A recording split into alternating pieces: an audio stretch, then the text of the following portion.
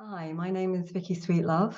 Um, I'm giving a presentation to you today on Earth Keepers of our homes and the land. And it's how we integrate ourselves with our homes, with the land that we live on, and how we can be our own Earth Keepers and connect to the elementals, spirit of place, and Mother Earth. I'm just going to share my screen now with you so you can see the presentation.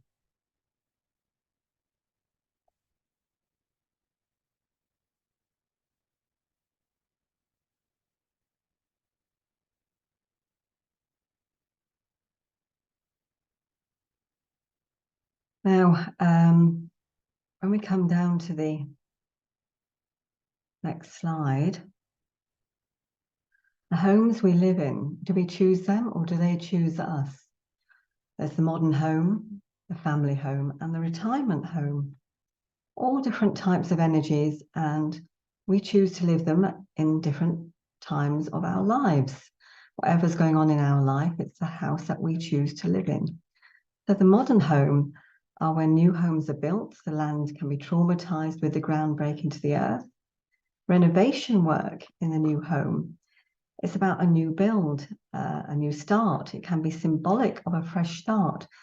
So if you're just starting out in life with a partner, with your family, starting out in a new area, this could be symbolic of what is happening to you. There's major life changes because the groundbreaking, the renovation, the new home is a major life change, not only to yourself, but to the earth and the land that you're living on.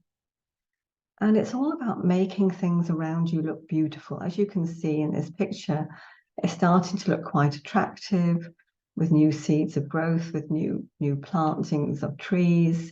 The grass is just starting to take seed. And there's a nice round curved driveway. And it's really symbolic of having that new start in that modern home and what we're going to bring into our life. Now, the family home, this can be an energy that's an established home. You can be drawn to this home as you wish to have a family and you intend it to be your forever home. The imprint is in the walls from previous occupants. So there could also be repeat patterns within those walls that then repeat in your lives. So it's very, very important to connect and ask the people that are in the home already what's happening in their lives. Is there a particular reason for them to move? Have they had their family and they're intending to downsize and move on? Have they been happy living in that house? Has it been their forever home? Have they had their grown-up children and they've gone away? And what are your intentions when you want a home like this, when you have a family home? You want to know that you're going to be happy, healthy, have well-being. Also know that you can have the wealth, the gratuity, the abundance in your life on all levels, with all the good things in life.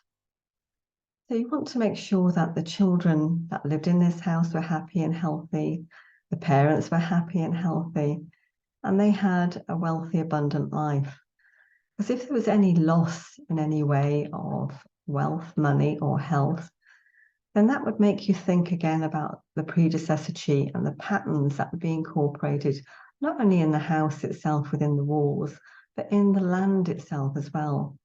Because sometimes it can not only be the house itself that has the imprint, the land will also have an imprint of what was on the land before.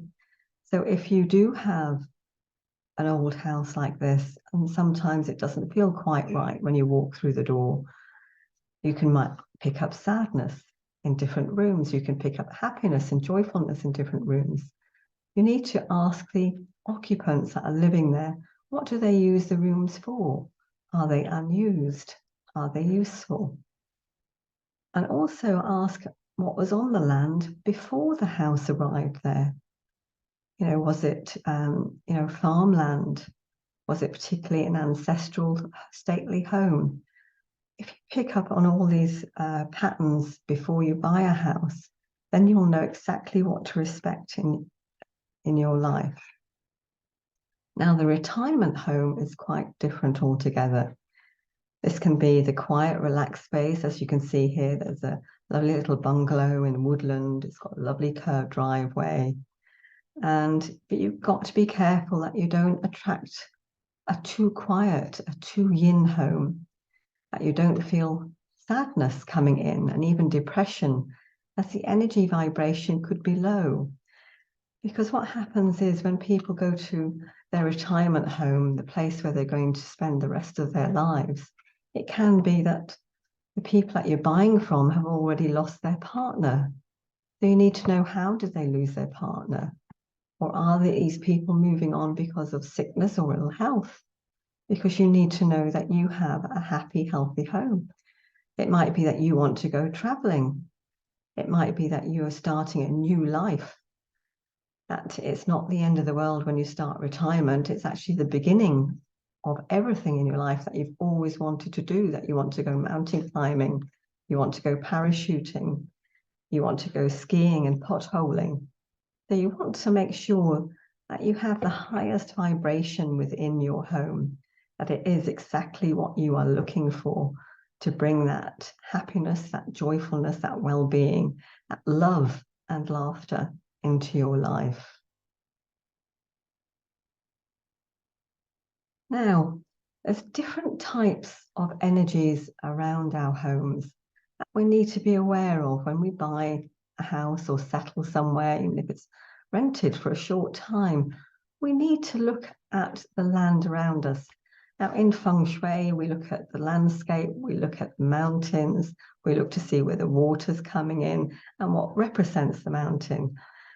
But I look at the landscape in a different way. I ask for the elementals and the nature spirits to show me exactly what I need to know about what's happening for the people in those homes, and if there's anything I need to know when I'm moving home.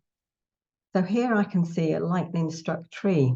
Now, to me, it's symbolic that it's had a split in its life, but it's still thriving. And it could be that the home that I'm going to, and I'm seeing the client, perhaps they're thinking about breaking up. Perhaps they have already broken up and it's a split relationship. Although it's split, they're still thriving. There's leaves on the tree and it's blossoming. So it could be a new beginning, a new place for them to start all over again. So it's about being aware how symbolically these trees, the signs within the landscape, can tell us exactly what is happening and going on, and can be going on in your life if you want to move there. Now, a fairy ring to me, I find, is very magical. And it's not very often I see a full fairy ring like I did here. And this was in a village which seemed to be very in tune with the elementals and also with the nature spirits. I found stone cairns, I found fairy rings like this. I found all sorts of acknowledgements to the elemental kingdom and Mother Earth herself, where they'd hung tinkly bells, chimes in the gardens, little acknowledgements to the birds, and also acknowledgements to the elementals themselves, horseshoes on the door for good luck. And there's all sorts of things. So to me, a fairy ring like this is wonderful. But one thing you do need to know, you must never enter that fairy ring or walk across it, because it is their land, their inspiration. And it's most important that you recognize and respect a fairy ring. You can look, but not enter without permission. Now, more signs in the landscape. It's about looking for the signs and synchronicities. When we come to see our homes, the places where we live, what do we look out for? We look at the villages, we look at the towns, we look at the amenities and what's around us. So we look at the man-made signs sometimes. We look to see, okay, what are the neighbours like? Is there clutter in the gardens? How will it affect me? How is the paintwork? What does the village look like or the town look like? Do I find it too busy, too quiet? So it's about looking for the signs that suit us and ask the landscape to show you anything that you need to know. Ask and you'll be given the signs that you need to know. Now there's man-made energies and Mother Earth energies. Now, when you look for the signs in the landscape, there can be underground water, because the house could be built on fens. There could also be underground water from streams, rivers, anything that's going on which can be causing stagnant energy, then cause geopathic stress. So then the signs that you look for in the landscape are obviously anything that's broken with paving slabs, broken windows, subsidence in the buildings around you. Renovations and building works could be going on, road works. This can traumatize the land and also traumatize the house that you're going to be living in. Trains, metro, and the underground, the tube. This can cause problems because every time these vehicles erupt and go on their journey underground or overground, it shakes the earth. So you need to be aware of, not living too near these places, because not only does it upset the earth's energies, but it upsets your home's energies and you as well. So if the earth is traumatized in the home that you're living in, then it's also going to be traumatizing you. Neighbors' rubbish, broken paving slabs, holes in the pavement, all those can have an effect on you in a feng shui way, but also in a traumatic way, in traumatizing the earth. And you'll know then that the earth is already traumatized because it's showing you the signs. Now you have the man-made energies. Now, as you can see here in this picture, this mast has been put up and trying its best to look like a tree. It doesn't really fit in with the landscape. And it is about looking for these man-made energies for where we're going to be living. Check for masts in the locality. Use an EMF meter to check the effect on the home that you wish to live in. Note where the fiber optic comes into the home, the Wi-Fi, modem, the wireless security systems, wireless baby monitors. These are all harmful or can be detrimental if you've got immune system related things going on with you. If you feel tired and fatigued, if you feel that you don't have the energy, Bluetooth appliances, Sky, Siri, your computer has Bluetooth. Anything that has Bluetooth, even doorbells with video cameras, are all Bluetooth. Bluetooth never switches off. You cannot switch off the Bluetooth these days unless you actually take the chip out of whatever the appliance is that you've got. Because the Bluetooth is what plugs into every system around the world. And that includes your security system, the Wi-Fi, your modem, everything. So it's about being aware of what is in the landscape, what is inside your home, and what's outside your home. Even the masts, the wireless things, everything that we need to know about, they can be harmful and and cause radiation within the building. Now, the magic of Mother Earth. Now, when I moved into the home I'm in, I was quite concerned about the perhaps the possibility of how the microfiber optic would affect going into people's homes, and also about the 5G. Now, with my concern, I hadn't noticed the gravel on my drive. I'd been living there for 12 months, and I asked the elementals and Mother Earth to show me what I need to know or do. And I just stepped out of my car and I looked down at the gravel.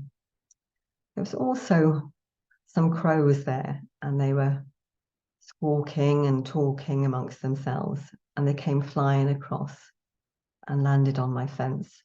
And you don't very often see the crows come around unless they've got something to say. And it looked like they were pointing to the gravel on the driveway. And as I looked down, I saw little iron ore nuggets within the gravel. And I got so excited because I knew that if there's iron ore nuggets there, and I picked them up, I started picking them up with my excitement. You can see I have a bowl full of iron ore nuggets here. But I left the majority, obviously, in the gravel because it acts as a Faraday cage all around my home. And because the house is also on the fens, it actually has underground water going deep down into the earth. So there is a natural Faraday cage, and that made me feel a lot happier and safer where I live. And that was all down to listening to the crows, as they are the keepers of Mother Earth, and listening to their conversation and taking note of what they told me about the iron ore nuggets, which was unbelievable. Now you have Mother Earth energies. What are you seeing, sensing, feeling that makes your heart sing when you open the door? The energy of the home when you stand outside the front door, the garden, maybe a single rose showing its bloom in midwinter. All these are the beautiful signs that you want to see by Mother Earth. And it's the energy of the home when you stand outside the front door. How do you feel when the sun's shining or when the rain's pouring? Is it still the same? What's the energy in the parks across the road from your home? And what are you sensing as you go into the house itself? And what does the landscape tell you? A tree that's reaching its branches out to another for a hug. Is it because it needs a sense of love? Or is it because it's actually giving love out to the other trees through its roots and the branches? And when the nature elements and the elementals give out their love that way in such an abundance for you to see it, then that will come into your own aspects of your home and your love, and your home will be loved and blessed by Mother Earth and the elementals. Now, how can we honor our homes and balance the energies of our home and land? There are many different ways, and here I can show you an example of a stone cairn within the UK. The stone cairn, as you can see, the one in the UK is covered in moss, and there's an offering of some rosemary. And you can see as well in the background that there's a canister burning, and it's obviously had a smoke offering, and it's purifying the land with the smoke. And that's a good way of purifying the land if there's been trauma, if there's been any change within the land or the home or with people. It's always great to connect with the stone cairn as an earth acupuncture point, because it will keep the energies balanced. And you can dowse with dowsing rods or a pendulum to see where is the best place to place a stone cairn for it to bring balance and harmony to the land. And what else do you need to do? When you connect to the spirit of a place like this and Mother Earth and the elementals, they will tell you exactly what the needs are for the land and when to do it and when to perform it. And when you listen with your own intuitive and your own heart energy, then you can do no wrong, because the land works with you and you are working with the land from your own heart energy, not from your ego. And then the blessings come in on all levels for the land and for you and your family.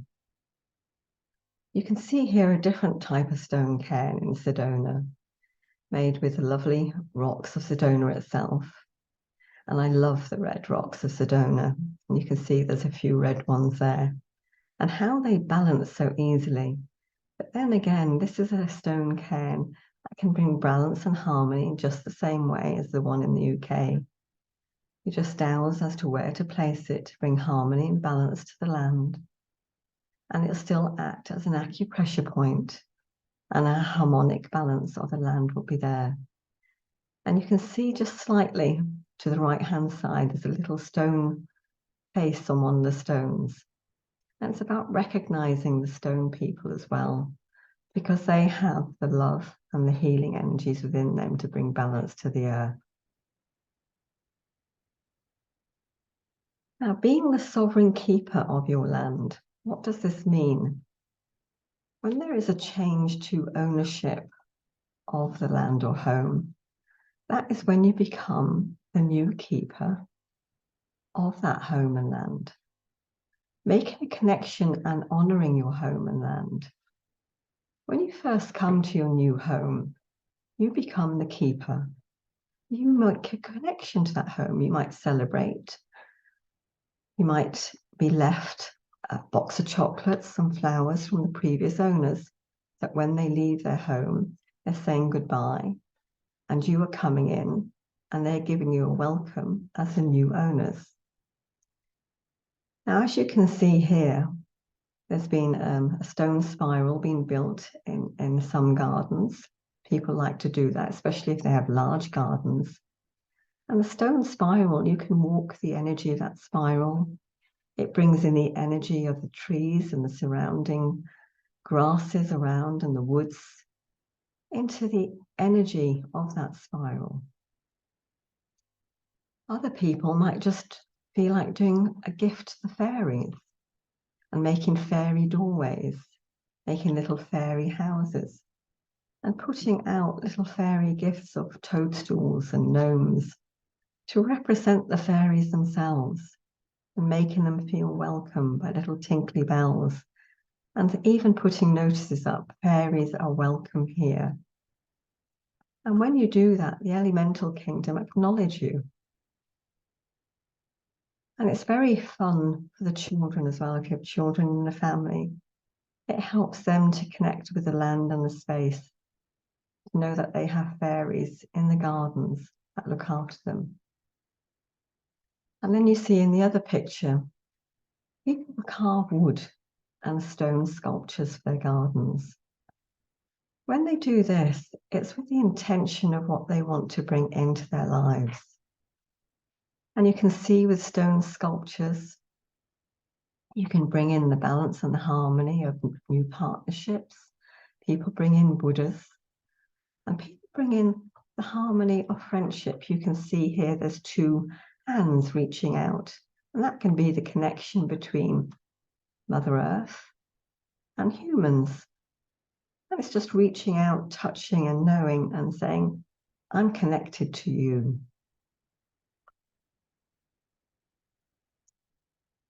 Be keepers of your sovereign land and home.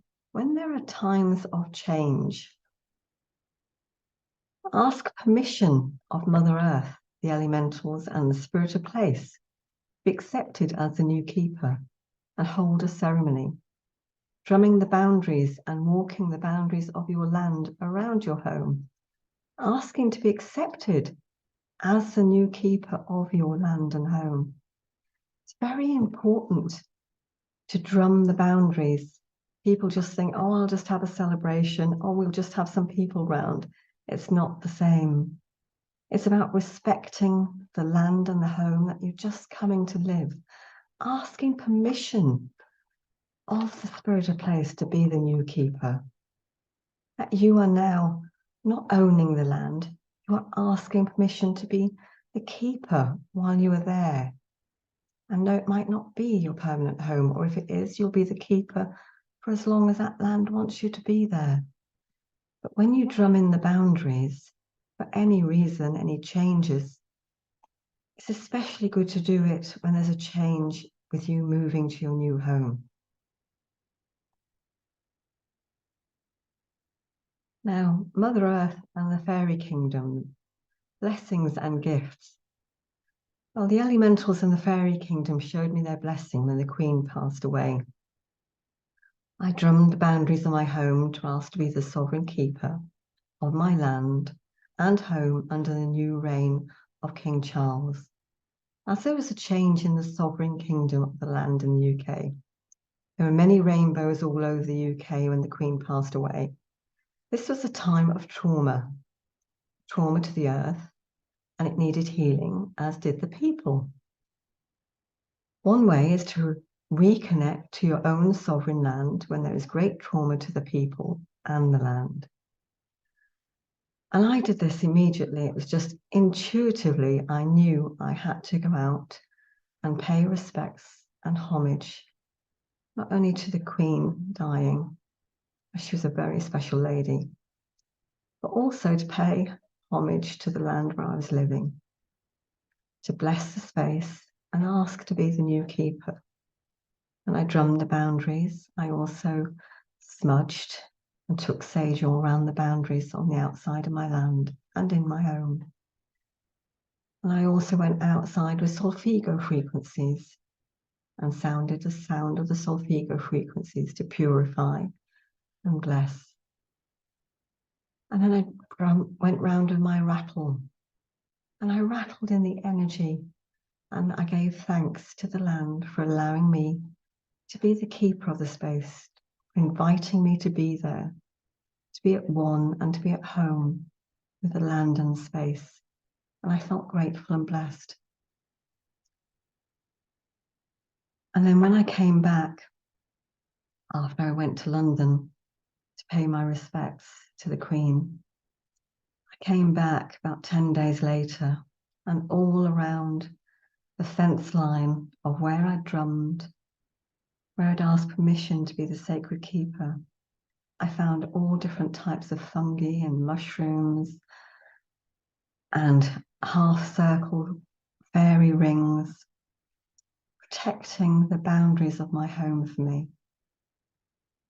I just felt so in awe at the nature spirits that showed me physical evidence of their presence and their love and their kindness and blessings.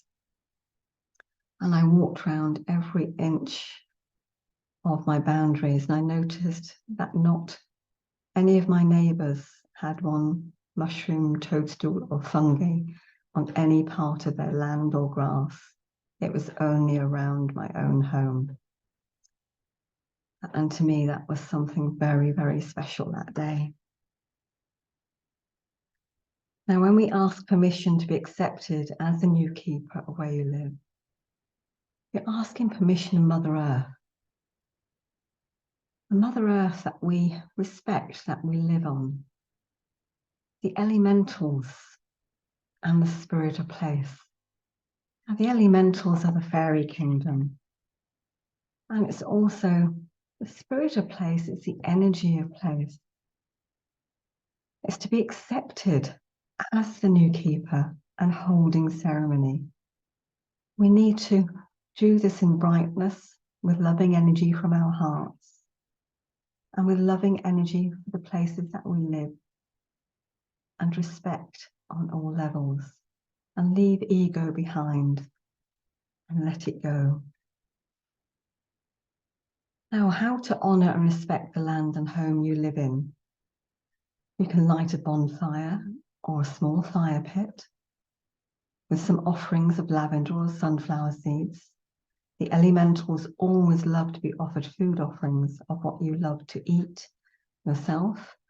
The smoke purifies the land. Space clear your home of the predecessor chi, of the previous occupants.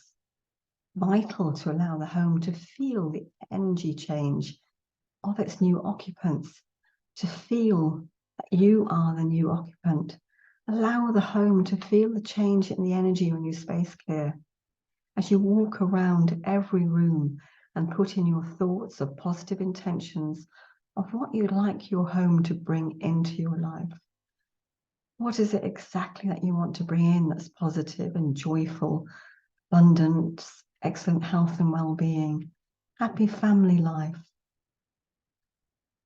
When you do this with a great intention, then that home, the land, will support you as you support it. What will you do in return? When a home calls you to be the new keeper, it is for you to honour and look after the house and land. There's usually something you have to make good to the land or the building itself. Maybe you plant new trees, flowers, landscape the garden. Requests to the new keepers could be to purify, bless, and honour the name of the house. Many people want to change the name of the house when they move to it.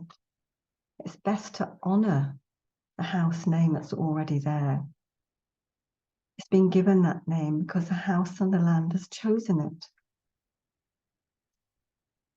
A new front door, windows, could be renovations, bathrooms, a new kitchen.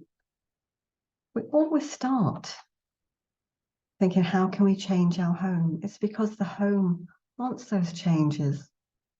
It wants a new renovation. It's like having a new haircut for us. We have new clothes, new shoes.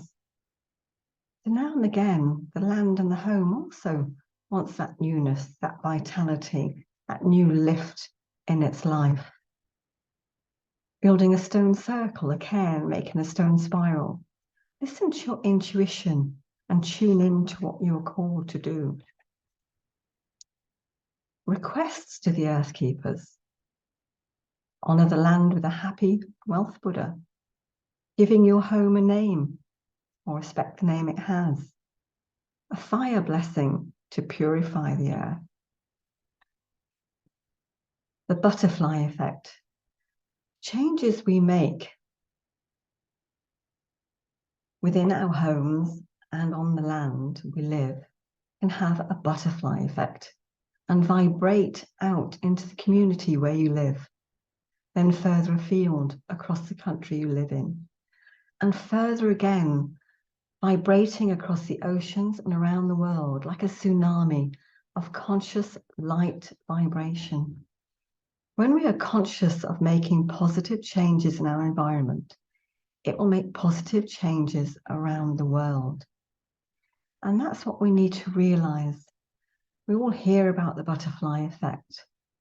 And it's about changing our thoughts, our conscious reality, into what can be an unconscious reality, but bring it to fruition through conscious light vibration. With every thought, with everything that we do, every connection we make to the land, our earth and our home, and vibrate around the world. So remember that every action you take, make it a positive one.